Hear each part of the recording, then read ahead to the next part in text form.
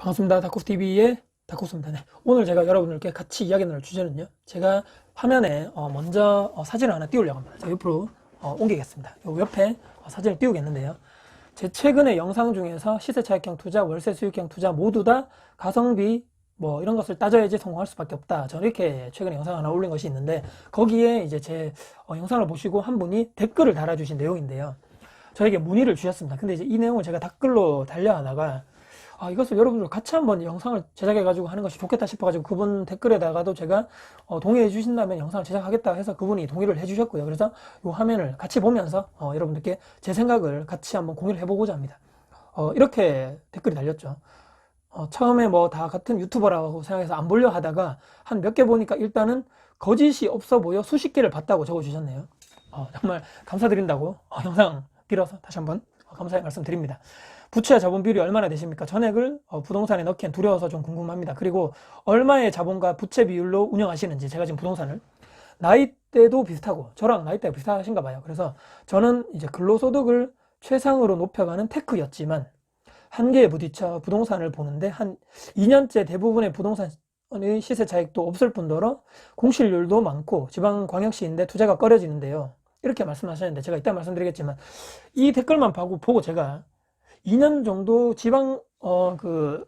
부동산 지방광역시에 투자를 하셨다는 얘기인 건지, 아니면 시세상으로 보니까 최근 2년간의 부동산도 시세가 내려갔고 공실률도 많다는 얘기를 어딘가를 통해서 보셨는지는 제가 좀 명확하게 알지 못하겠습니다. 이것을 보고 여러분들 판단하실지 모르겠습니다. 그래서 은행 이자나 주식뿐만 아니라 부동산도 결국 자산 가치가 상승되시리라 보시는지요. 실직은 또 다른 얘기입니다. 실직은 시대의 대세가 된 듯한데 감당한 서민들이 줄어든다. 그러니까 실직 사태가 점점 많이 늘어나고 거기를 부동산이 올라가면 그걸 받쳐줄 수 있는 실소유자가 없다고 본다. 이렇게 생각하시는 것 같아요. 노후된 건물의 가치가 지금까지처럼 상승만 가능할까요? 지금까지는 계속적으로 상승했다고 보시는가 봐요. 물론 님도 모르시겠지만 만약 이러한 기조가 보이신다면 어떠한 아웃플랜을 가지고 계신가요? 어떠한 이제 출구 전략이라는 얘기겠죠. 여기서 마지막에 이런 얘기를 하시는 거예요.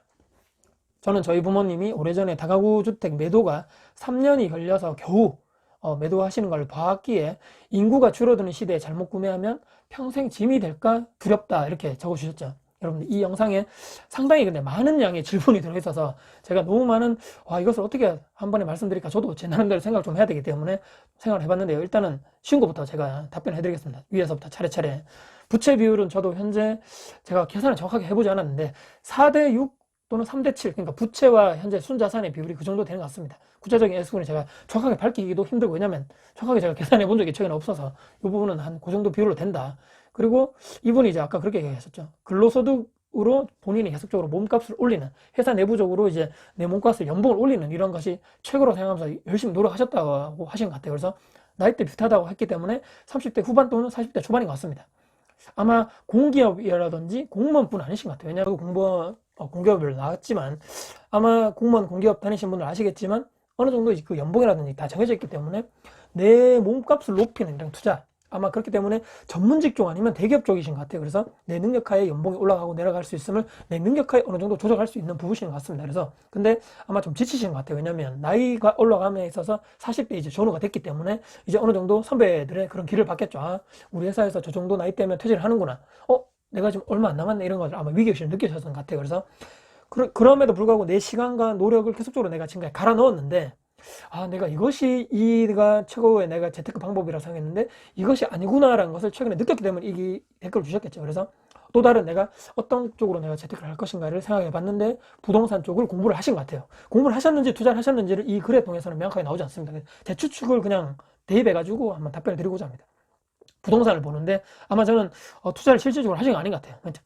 왜냐하면 시세 차익형 공실률이 많다, 지방광역시는 계속적으로 떨어졌다, 이것을 말씀하신 거 보니까 본인이 직접적으로 투자를 했다면 아마 댓글에 제가 어느 정도 어느 지방광역시에 어디를 투자했는데 지금 조금 가격이 떨어졌다, 이렇게 얘기하실 것 같아요. 또는 월세주택형 투자를 했는데 지금 공실이 많아가지고 좀 고민입니다, 이렇게 얘기를 했지 본인이 직접 투자를 하지 않고 그냥 어떤 차트를 봤다거나 어떤 분의 그런 블로그나 유튜브를 보고 지방광역시는 2년간 떨어졌습니다, 또는 최근에 지방에 그런 수익형 부동산은 공실률이 많기 때문에 위험하다, 이런 글이라든지 영상을 봤기 때문에 이분이 이렇게 적으신 것 같아요.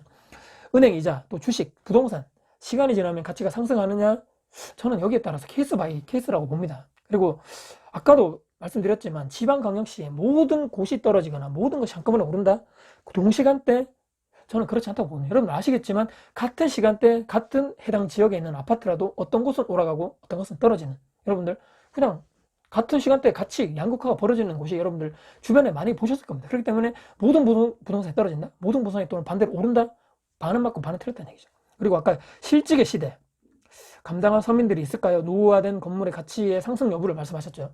그리고 아까 마지막에 또 본인 부모님이 다가주택 운영하셨는데 팔려고 하니까 뭐 살 사람도 없고 3년간 고생했다. 그리고 겨우 매도했다. 그래서 부모님처럼 잘못 매수를 했거나 잘못 투자를 해가지고 저렇게 우리 부모님처럼 고생한 걸 봤는데 나도 저렇게 잘못해가지고 막 평생에 짐이 될까 무섭다.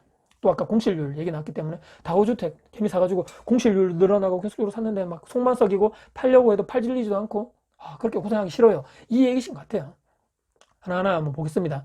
근로소득의 한계를 느꼈다. 그분의 대안이 있는가 한번 여쭤보고 싶어요. 본인 스스로 냉정하게 생각하셔가지고 나만의 특기, 계속적으로 어떤 전문 분야가 있다면 그것을 통해 가지고 내가 회사에 뭐 대기업이라는 전문직이 내가 지금 다니고 있는데 내가 언젠가는 곧 회사를 나와야 됩니다. 근데 그걸 통해 가지고 나만의 특기라든지 나중에 정말 현실적인 밥벌이 할 수 있는 뭔가 능력이라든지 그런 나만의 무기가 있는 것인가? 퇴직 후 나의 계획이 무엇인가? 그분이 좀 생각을 해보셔야 될 것 같아요. 근데 크게 답이 없다고 보기 때문에 제가 아마 부동산 쪽으로 보지 않았겠는가. 그쪽으로 계속적으로 내가 잘 나갈 것 같으면 이런 댓글을 주지 않으셨을 것 같아요. 나는 내 몸값을 계속 올릴 자신이 있고 계속적으로 업계적으로 봤을 때 나는 아직 한참 남았고 나는 능력이 있고 뭐 이런 부동산 투자하지 않아도 나는 계속적으로 뭐 내 몸 테크, 내 이런 테크 해가지고 나는 하면 돼.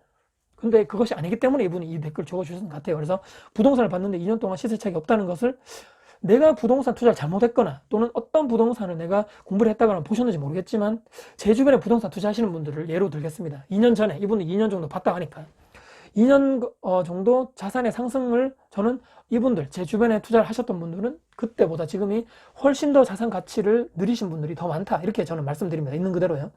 아파트 가격 2배 오른 곳도 상당히 많습니다, 여러분들. 그리고 지방광역시 또는 일반 시도 월세 또 수익형 부동산 저도 지금 현재 하고 있지만 현재 큰 공실 없이 좀 꾸준하게 운영이 되고 있거든요. 그렇다고 해서 월세가 떨어졌다거나 그런 것도 없습니다, 사실은.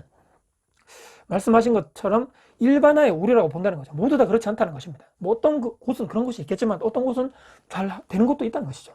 같은 지역 내 아까 잠깐 말씀드렸지만 같은 시간대 어떤 아파트는 오르고 어떤 아파트는 떨어지고 또는 어떤 아파트는 그냥 시세가 변함없는 그런 것도 똑같이 존재한다는 것이죠.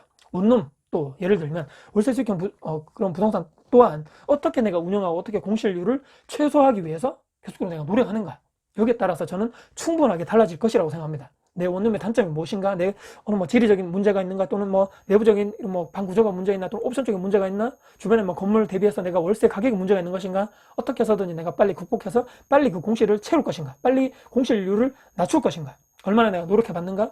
내가 부동산을 방 내놓고 왜 이렇게 부동산 방이 안 나가, 내 우리 원룸 왜 이렇게 방이 안 나가지, 좋은데 그냥 이렇게 내가 크게 움직이지 않고 그냥 세워라 내워라, 스스로 혹시 뭐 제가 정확하게 모르겠지만 그 부모님이 혹시라도 크게 노력하지 않는 그런 자세라도 조금이 없었는가, 냉정하게만 판단해 보시라고 말씀드립니다. 핵심 지역은 여러분들 그분께 말씀드리고 저도 이 영상 보신 분께 말씀드리지만 핵심 지역은 시간이 지날수록 토지 가격은 상승할 수밖에 없습니다. 그 희소성의 원칙에 따라서. 그렇기 때문에 부동산 가격은 상승할 수밖에 없다. 그냥 눈으로 보이지 않습니까, 여러분들? 사람들이 점점점 모이는 곳, 그리고 돈이 있어도 경쟁은 엄청나게 많은데 돈은 있어도 들어가고 싶어도 못 들어가는 곳은 계속적으로 수십 년 동안 그 부동산의 가치는 올라갔다. 돈의 가치는 점점 떨어지고, 우리 여러분들 아시죠? 인플레이션의 개념. 무엇이 내 돈 가치를 하락을 막을 것인가를 여러분들 철저하게 고민해 보셔야 됩니다. 이 댓글 주신 분도 마찬가지고요. 그 가치, 내 돈의 가치를 하락하는 이거를 막을 수 있는 수단, 그것이 바로 재테크 투자겠죠. 뭐 내 현금을 은행에 보유하는 것이 재테크 투자가 아니란 말이에요. 현상 유지 또는 시간이 지날수록 돈의 가치 점점 떨어지기 때문에 어쩔 수 없이 이거는 그냥 가장 보수적인, 가장 그냥 기초적인, 그냥 내 돈을 투자를 하기 전에 잠시 맡겨두는 곳이라는 의미인 것이지, 이것이 뭐 내 적금을 통해서, 예금을 통해서 내가 자산을 늘릴 거야, 예전에는 됐지만 요즘에는 아주 맞지 않는 투자 방법인 것이죠. 부동산, 주식, 뭐 펀드 또는 해외 쪽으로는 뭐 현물 자산 엄청나게 수단이 많고 이런 뭐 종목들이 엄청 많죠, 여러분들. 내 스스로 공부하고 그것을 공부해가지고 나에게 맞는, 내 상황에 맞는 투자 종목을 선정해서 거기에 선택과 집중을 하셔야 된다는 것이죠. 왜냐하면 내 돈의 가치는 계속적으로 은행에 맡겨놓는다 하더라도 계속적으로 그냥 가치가 하락되기 때문에 이걸 어떻게 해지할 것인가, 어떻게 내가 이걸 방어할 것인가를 스스로 그 종목을 여러분들 스스로 찾으셔야 됩니다. 이것 때문에 걱정돼서 못하겠고, 저것은 저것 때문에 불안해서 못하겠고, 문제를 자꾸 외부에서 찾지 말고, 내 내부적으로 여러분들 찾으시는 노력을 하셔야 될 것 같습니다. 세상에 100%라는 건 없기 때문인 거죠. 저기 투자하면 100% 올라. 여러분들, 저기 투자하면 100% 공실 없어. 5년간 100%뭐 보장. 여러분들, 그런 투자 기회가 나에게 올까요? 여러분들, 오더라도 사기일 확률이 저는 100%라고 봅니다. 오히려 그것이. 그만큼 투자는 리스크가 있다는 것이고, 그 리스크를 줄이는 것이 바로 내가 공부를 어떻게 하는가, 내가 어떻게 집중해서 내가 어떻게 그 종목에 따라서 얼마만큼 내가 내공을 쌓는가에 따라서 리스크를 줄이는 것이지, 리스크를 완전 0%로 떨어뜨리는 거는 어떠한 누구라도 없다. 어떠한 투자 고수라도 이렇게 되는 사람은 절대 없다고 저는 그렇게 봅니다. 걱정만 한다고 해서 내 삶이 긍정적으로 변화하기는 상당히 어렵습니다. 여러분들, 머리만 복잡할 뿐이죠. 시간만 가고, 하루하루 시간만 지나가면 내 나이는 먹어가고, 걱정거리만 내 머릿속에 꽉 채우고 답답하고 항상 체한 듯한, 솔직히 그렇게 살아갈 수밖에 없다는 것이죠.